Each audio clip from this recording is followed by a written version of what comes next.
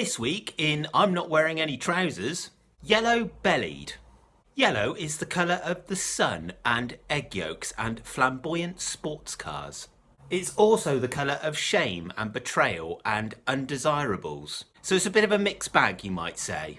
Similarly, yellow-bellied has a long and storied history, which means that it has a lot of conflicting meanings. Some of them are pejorative, some of them are descriptive, and some of them are complimentary.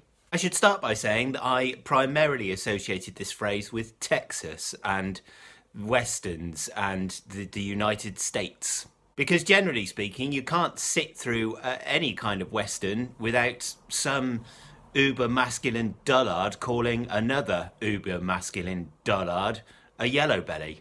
In fact, here's my mate Lynn from Texas, who is also a fellow indie author central advocate, telling me or saying yellow bellied. Now I should say at this point that what I was expecting was a video of her saying yellow bellied as if I was a coward, but what I got was something a bit different.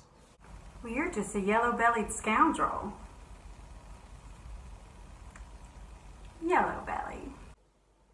Now, quite apart from Lynn being obviously quite a friendly individual, I always imagine that her and her fellow stateswomen are on the regs having shootouts or pistols at dawn, because that's what you do in Texas. You want to complain about the food in a restaurant, then you better have your pistol ready, girl, boy. Don't say boy, don't say boy, that's very bad. Limiting stereotypes aside, what does it all mean?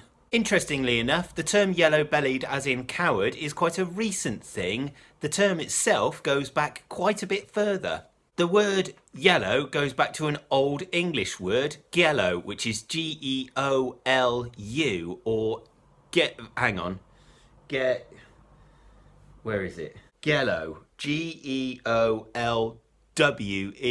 That itself is derived from an old Proto-Germanic word, it's I don't know how to say it. It's spelled G-E-L-W-A-Z, waz, gelwaz. Then, of course, back to a Proto-Indo-European word, which, interestingly enough, is both the word for gold and to yell. Yellow, in the form of yellow ochre, was one of the first colours to be used in painting. Those famous pictures of horses in caves in France that you might have seen on the internet, or maybe in an encyclopedia. Does anybody have those anymore?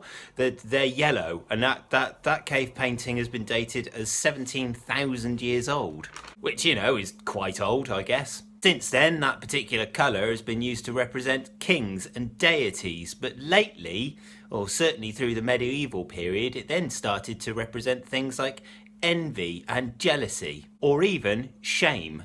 Oddly, even though there is no description of what Judas actually wore, Judas was often painted wearing yellow. Judas of Jesus whistleblower fame, by the way. Later, it was the colour of heretics, so the Cathars were given yellow tunics to wear when they were put in front of the Spanish Inquisition. Also, you could tell a Venetian sex worker because they would wear yellow as well. And my goodness, does it get darker. You see, yellow was the colour given to mark out those of Jewish descent, pretty much from the 8th century onwards, culminating in that hell on earth where, well, millions of Jews were led to their deaths.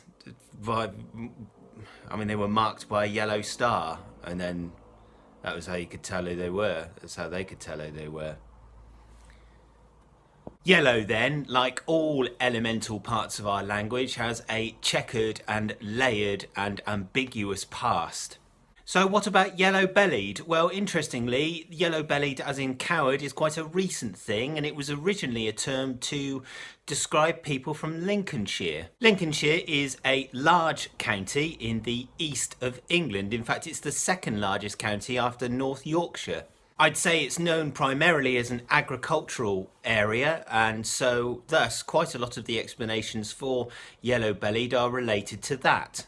I say some because, like a lot of folk etymology, no one seems to be able to agree where the term actually comes from.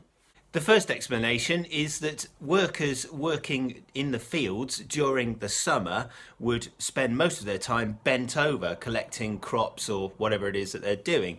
That means that they would take, I mean, it's a hot day, so you take your shirt off and then your back tans, but your belly stays white. This, coupled to the fact that they were often working in fields of wheat, meant that the reflection of that would give them a yellow belly. Then there's the one about the newt, which apparently is common in Lincolnshire, that also has a yellow belly. Or the one about the mail carriage, which came from Lincolnshire, which had a yellow undercarriage. Sorry, and was thus called a yellow belly. And also there are Lincoln Longwools, which is a breed of sheep, which, I mean, the term is descriptive.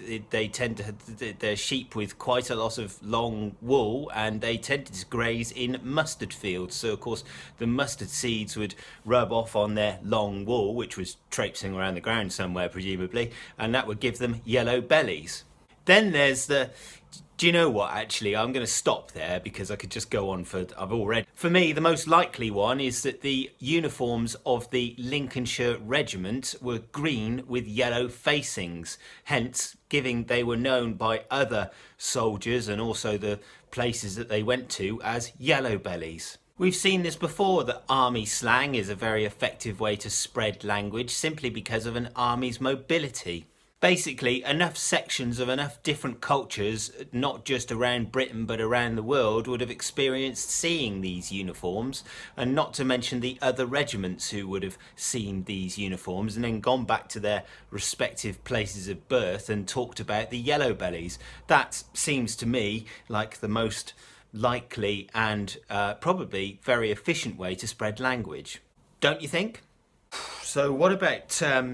yellow-bellied, as in calling someone a coward before either shooting someone or getting a bottle of whiskey smashed over your head in a 19th century saloon in somewhere in the Midwest during I don't know, the gold rush or something. Well, I'm afraid that probably wouldn't have happened. You see, yellow-bellied, as in someone who is a coward, wasn't put into print until 1924.